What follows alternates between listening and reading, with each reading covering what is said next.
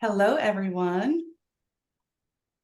Thank you for joining us. We are here for the EA Zoom meeting. My name is Milloy Bramel, and I'm here to present today. I'm going to go ahead and share my screen and get started. So this is my new logo. I'm super excited about it. I just got it this week, and I love it. So I just wanted to start with this. So for those of you who don't know me, I go by Astrological. My website is astrological.com. You can find all the information about me, about my work. My social links are on there, and my links to most of the moon reports that I've been doing have recently been on Substack. I also do have a YouTube channel, but I haven't been doing videos as of late. So today, what I would like to talk about is deconstructing patriarchal messaging and why now is the time. Why I think now is one of the more important times in our modern history. And you can see that I have the symbols for Pluto, Neptune, and Uranus, and I'm going to be talking about them as well. I'll also be sharing a little bit about my new program and another program that I'm running that if anyone is interested in, you can find, again, all that information on my website. And I love that picture. I want to go back for a moment. I did have some help with AI on this one as well. I put in description of Alice in Wonderland, but an older version. And then the idea of the clocks and the Wonderland and the crazy times that we're living in. So I really like that picture. So are we tired of Pluto and Capricorn yet? Have we had enough? I think a lot of us have, and we're done. We're ready to be done, but it's not done with us yet, obviously.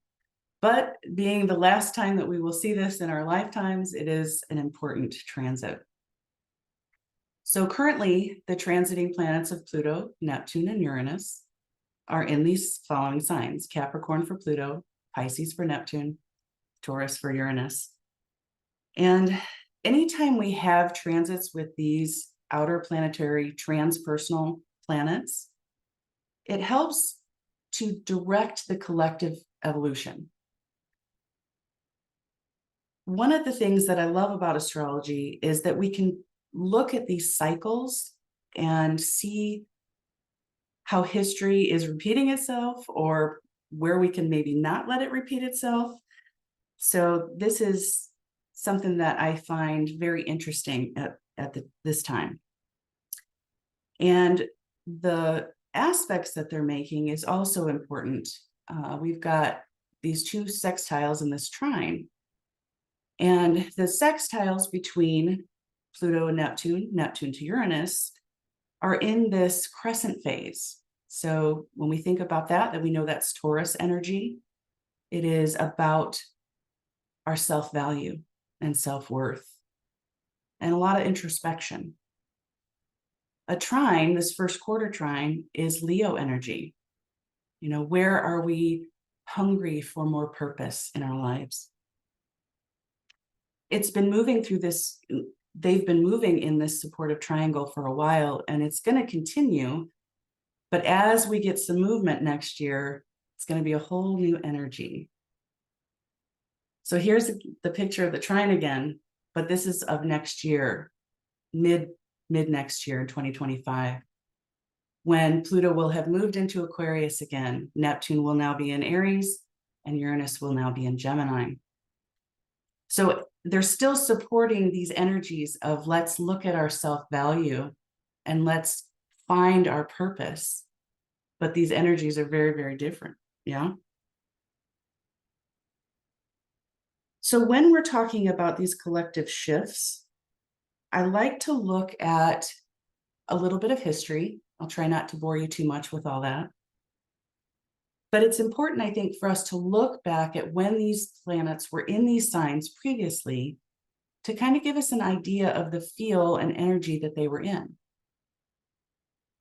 The last time Pluto was in Aquarius in the US, we had the Revolutionary War and the founding of the country. It was a big part of the Industrial Revolution. So a lot of innovation. There was a big focus on how to make our lives better. And also this sense of individual freedom. The last time Neptune was in Aries in the US, it was the Civil War. Again, a focus on freedoms. Italy became its own kingdom. Poland was seeking freedom from Russia. Lots of turmoil in those times, but a lot of focus on freedom. The last time Uranus was in Gemini was around World War II. Are we seeing this theme of conflict? Not to put fear into anyone, because I'm definitely not that kind of astrologer. But I think it's important to understand the themes that were going on during those times.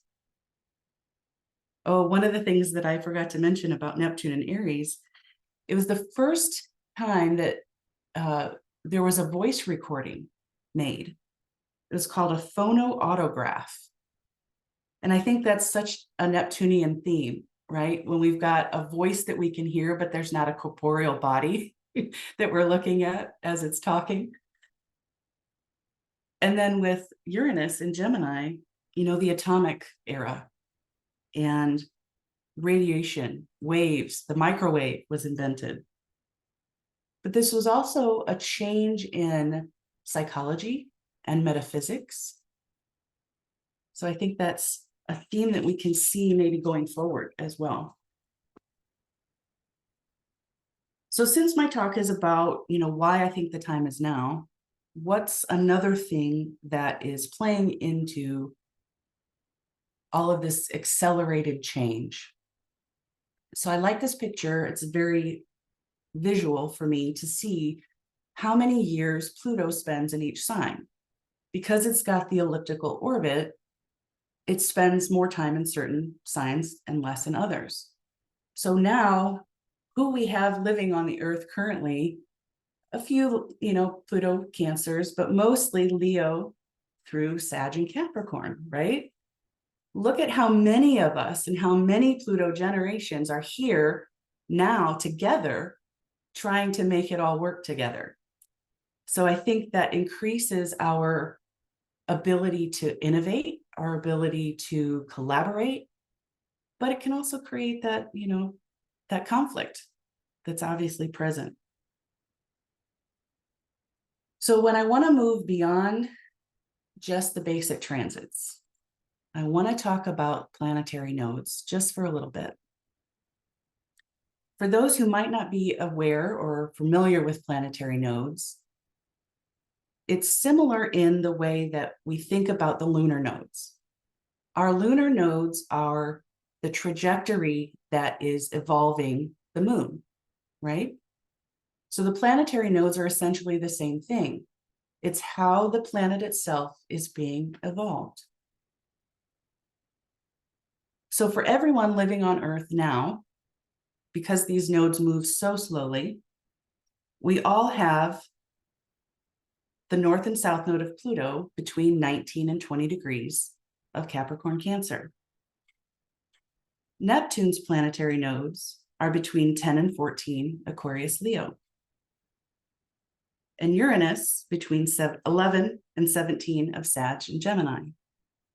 And I think the recent transits within the last 50 years or so really have said a lot to why and how things are accelerating. When I'm thinking about more modern history, I'm thinking about like 1960s to now. And a lot of us remember some of these times, and we certainly have these imprints in our birth charts. In the 60s, when Pluto and Uranus had their conjunction in Virgo, there was a lot of civil unrest, and civil rights was the biggest movement. Into the 70s, then, we also had the women's liberation movement. Big changes in the way we have functioned within a patriarchal system. And since the 90s, oh, let me go back. Actually, no. So I want to talk about each of these planets and how they have connected to all and each other's south nodes. I don't know if this has been discussed much, but I think it's really interesting, and I think it really speaks to why we're seeing so much rapid change. I'll just try to throw out some information here, and hopefully I can make it not too boring. In the mid-70s, Neptune crossed the south node of Uranus. In the mid-80s, Uranus crossed its own south node. And around 2000, Pluto crossed the south node of Uranus. When we're looking at the south node of Neptune, around 99 to 2000, Uranus transited it. 2003, Neptune was on its own south node. And Pluto won't get there until 2032. But in our lifetimes, we should see this. And now, the south node of Pluto. In the mid-90s, we had the conjunction of Uranus and Neptune there in Capricorn. And then in 2019, Pluto crossed its own south node. And we all remember what happened after 2019, right? Changed everything about the way we function in the world, the way we connect to each other. You know, Zoom became very popular. Being able to work from home was a big thing. So all of these changes have been correlated by these transits. And specifically, most recently, when I was looking at Jeffrey Wolf Green's talk on the planetary nodes, he was talking about Pluto's nodes being in Cancer and Capricorn, and how this really focuses on these long eras of matriarchy and patriarchy. The North Node in Cancer being the matriarchy, and the South Node being the patriarchy.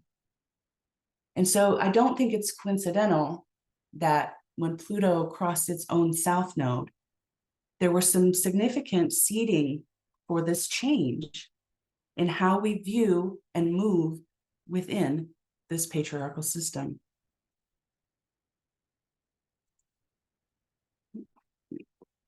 Sorry. So now looking ahead, as I mentioned, Pluto won't really get to the south node of Neptune until about 2032. But in 2029, Neptune will conjunct its own north node in Gemini. And we still see this beautiful supportive triangle that's being made between these outer planets. I don't have it on the screen, but you can imagine. And I think this is, again, very significant. The focus on freedom, the focus on innovation. One of the things that I intuitively feel about Neptune and Aries is the dissolving of the toxic masculine. And I do want to make note that I feel that the patriarchy has really impacted both men and women in different ways, but also very toxically, at least at this end stage. We see it. We see relationships that struggle. We see it. And one of the things that I feel intuitively, again, with this trine between Uranus in Gemini and Pluto in Aquarius, is this really deep need to embrace the duality that we have within us all. We all carry masculine and feminine energy. And so we're learning to rebalance that, I feel. So I want to pause for a second. If anybody's got any questions so far or any comments? I feel like I ran through that really quickly, but did it all land okay? Are we feeling good about looking back at what's happened and seeing these transits as why things are accelerating? Yes, it's fascinating. And you're right. It's a lot to take in, but I love the way that you depicted it, because it's very, very clear in what you were saying. Thank you. Thank you. All right. So I know a lot of us have been talking about Pluto and Aquarius. I'll go get to my next screen. But I do want to mention it again, as we are going to have this transit going on for the next 15 or so years. What is the evolutionary intent of Pluto in Aquarius? We've been hearing a lot about this term individuation. What does that even mean? And with the Pluto polarity point being in Leo, how does that bring that about? How do we bring this into our awareness and into our present everyday lives? Individuation to me really just means understanding yourself at your most basic level, understanding your needs and your value, and being able to present that to the world without feeling like you need to mask, without feeling like you need to conform, and finding where we fit in. So once we've done the work of individuation, we still have to come back into society, right? And Aquarius, if it's about humanity and groups on the larger scale, then we need to find who we are in order to know who we fit with and where we can best use what's natural to us. So how do we begin to gain this sense of confidence to follow our own inner compass? And that's where my work, I believe, comes in. But first, I want to talk a little bit about this planetary pair. And again, we've been talking a lot about this. We just went through the planetary pair course program in the Association for EA Astrologers. If you were in that, learned a little bit more about this. But since I'm talking about specifically this axis between Cancer, Capricorn, Saturn, and the moon, I want to bring this into focus a little bit more. Because as I'm looking at Saturn, and when we're looking at Saturn in a birth chart, we see it as the potential for the greatest emotional maturity in our life. But it also reflects our conditioning field, what has shaped us. And it's the container for the moon, for our ego structure, how we connect to our innermost self. And of course, that's shaped as well by that conditioning. So I want to share a couple charts and just a little bit about the chart holders. And I want to specifically focus on these planetary pairs, or this planetary pair. So of course, in evolutionary astrology, we see everything as a whole, and we're looking at the chart and all of the components. But I really, again, like I said, wanted to focus on this particular planetary pair. I did put a little star there to indicate that she's an 8th house Pluto Libra, so we know what the background is. So we see Saturn retrograde in Leo in the 6th house, and a moon in Cancer in the 5th. And this pair is balsamic. So as I'm looking at her life, I'm looking at her trajectory, her conditioning field, how she defines herself now. It's very evident to me that she's broken a lot of patterns, Saturn retrograde, especially around belief systems, hierarchy, shame, 6th house, and how she has developed her own internalized self-validation, 5th house moon. What she does today, I'm getting a little emotional because it's important to me. She's the founder of Village of the Valley, and I talk about this a lot in things that I've talked about, but I'm going to mention it here again. It's a nonprofit here in Phoenix, Arizona, serving Arizona women who are overcoming abuse. So if we think about this woman in the patriarchal system who has overcome her own systemic abuse and now is using her wisdom to create something for other women. I absolutely love that. And I feel it's very evident in her chart here, just from this pair. And then this chart, so we have a 6th house Pluto Libra. And I think this one's really interesting because we have the moon in Capricorn in Saturn's sign, in Saturn's house, and Saturn in Cancer in the moon's sign, in the moon's house. And it's just before that opposition point. It's still in that gibbous phase of opposition. So you can imagine the extremes that might be felt in this life, that back and forth energy. And since Cancer Capricorn can also refer to gender roles, gender norms, this, could be someone who has experienced challenges with that and conditioning especially. So this is actually my chart. This is my placement, and that is very, very true. So I just want to share a little bit about my story and why I'm doing what I'm doing today.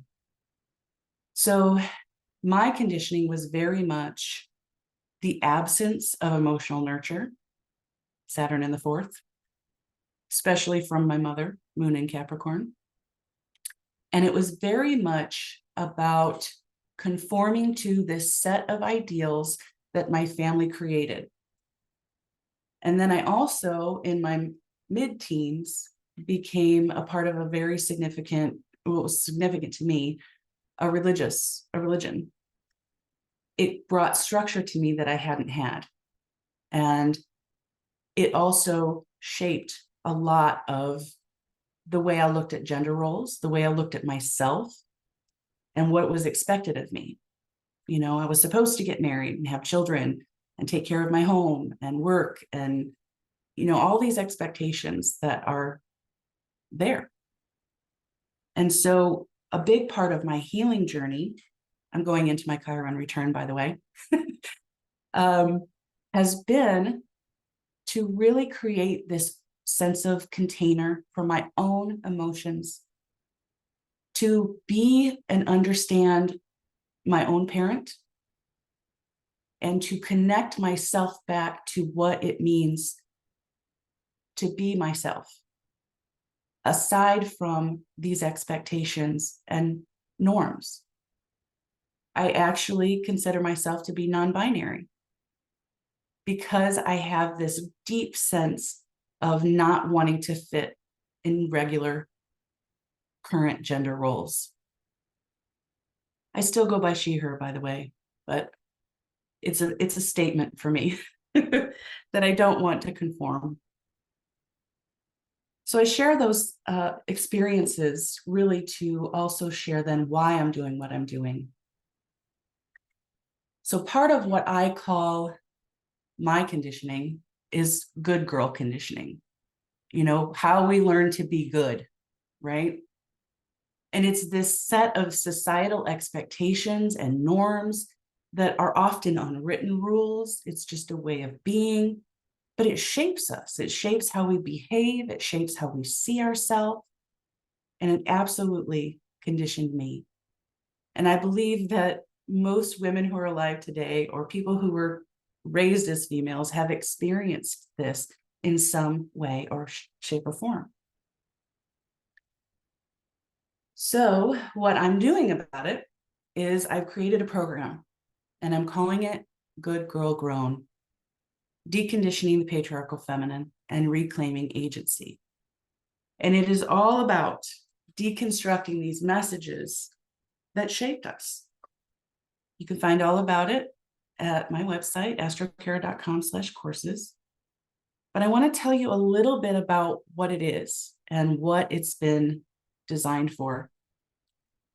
I really feel like this is a work of heart. It's coming directly from inside of me and from my own experience, from experience with working with clients. And then I've been inspired by a book. It's called On Our Best Behavior by Elise Loehnen. And she calls this idea of good girl conditioning the cost or the price that women pay to be good. And she takes it through the 7 deadly sins. And so I've just been inspired by that setup. I've been wanting to present this information for a really long time. I've been wanting to create this program, but I didn't know how to do it until I finally was like, oh, we're going to do 7 weeks. We're going to go through each of the 7 deadly sins, cardinal vices, whichever you want to call them. I don't particularly like the word sin, but I don't use it in the sense of right or wrong, just in this idea or concept. So each week, we're going to go through one of the cardinal vices and look at the messaging that we've received and really begin to deconstruct it. For example, the first week is sloth. So I talk a lot about laziness and this idea of what is work and what is rest. And how many of us have received this message that we're not allowed to rest? There's always stuff to do. There's always more to go fix or do or find, any other verb that I want to use. Included in this is reflection guides and support tools. We will have community calls. My goal is to really create this community of women who support one another. And then I'm also offering personalized astrological content, specifically around the Saturn, moon, and then the phase, as a framework for how we are approaching this work. And of course, I'm speaking specifically to those of us who are raised as female. Moving forward, we will actually have a male cohort. My husband is going to run, but I'll talk about that in a moment. But one of the things that I want to share is this program is not for you if these are a few things. I like to share because it might not be for everybody. I think all feel this pressure. We all feel this urge, or we want to move in this direction, but we oftentimes don't know how. And sometimes we're just not ready. We're not really ready to have our perspectives challenged.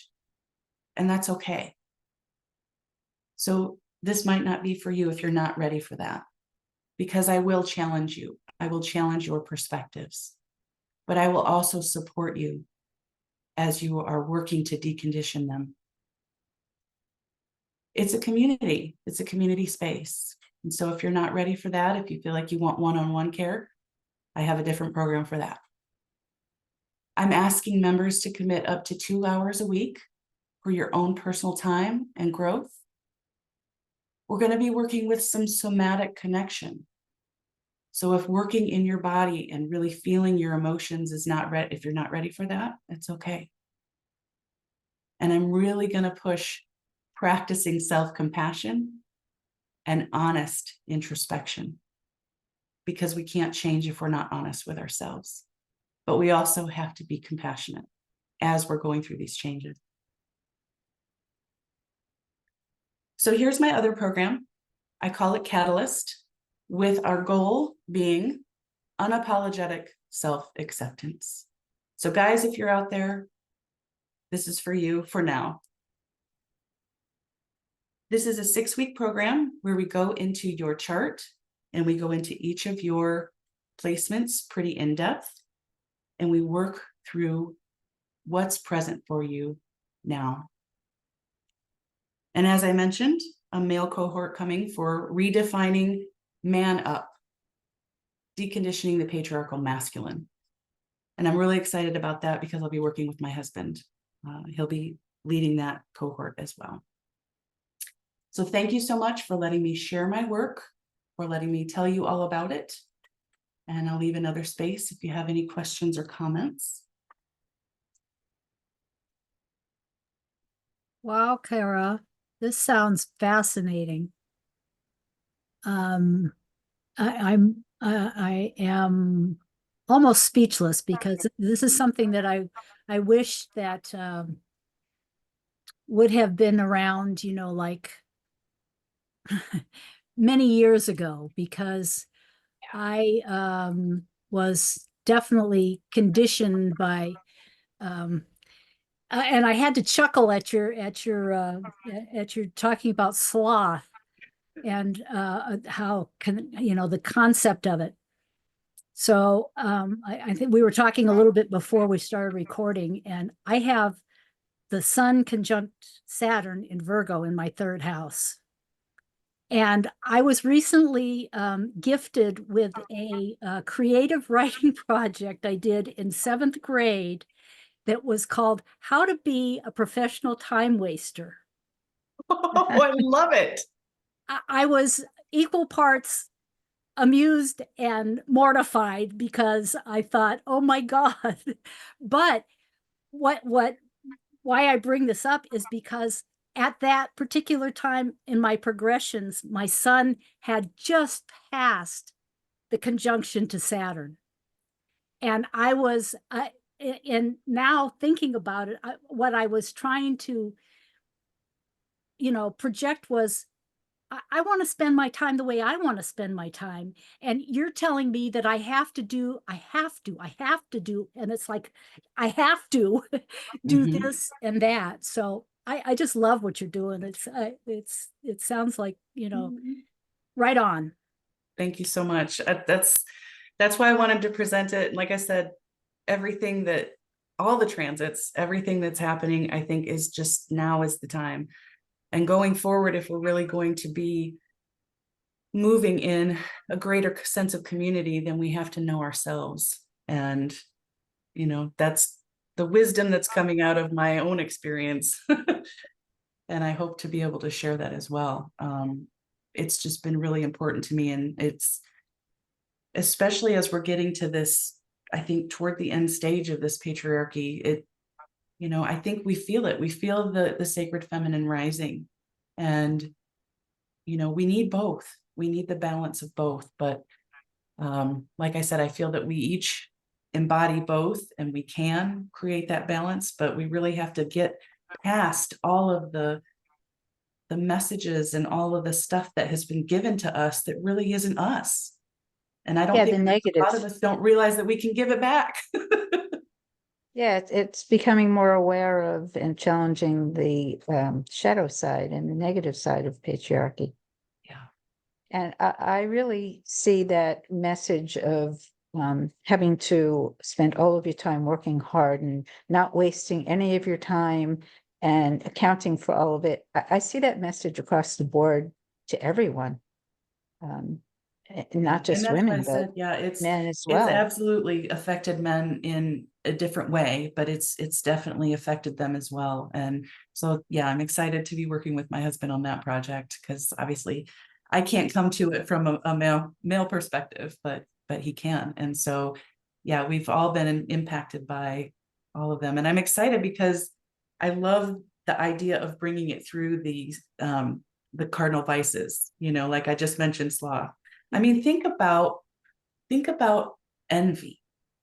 Think about, especially as a woman, how often do we get forced into the comparison trap? How Always. often do we get sucked into this jealousy or, envy? I mean, that we can't be ourselves because we have to conform to this ideal. And Mhm. yeah, it's just, yeah, I'm excited to go through it. It's going to be challenging. So I'll just put it out there. If anybody's really serious about doing it, then be ready for a challenge because it's hard. It's hard to look at our own perspectives and challenge them and be like, wait a minute, that's not really me. But now how do I change it? How do I even get to the point where I can let go of some of that stuff? And that's why my work exists. Yeah, that would be the big message in Pluto and Aquarius is the challenge of being me Yeah. instead of who society projects I should be. Mhm. Yep, it's time to bring out our Leo, our inner Leo, let ourselves shine a little bit.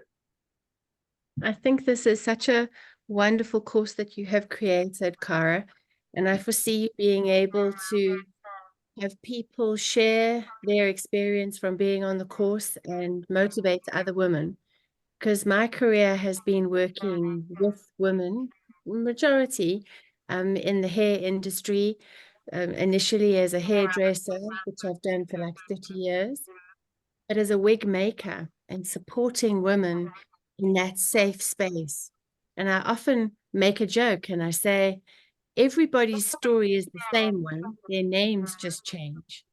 And that whole patriarchal, continuous, that we have to change. We have to stop raising our girls like that and stop raising our boys and be different. I think this is just the beginning of a beautiful, beautiful journey. And I hope to be able to support you any which way I can. So good luck. Thank you so much. I really appreciate it. And I Absolutely. appreciate allowing me to be here and allowing me to share. Absolutely. Glad to have you.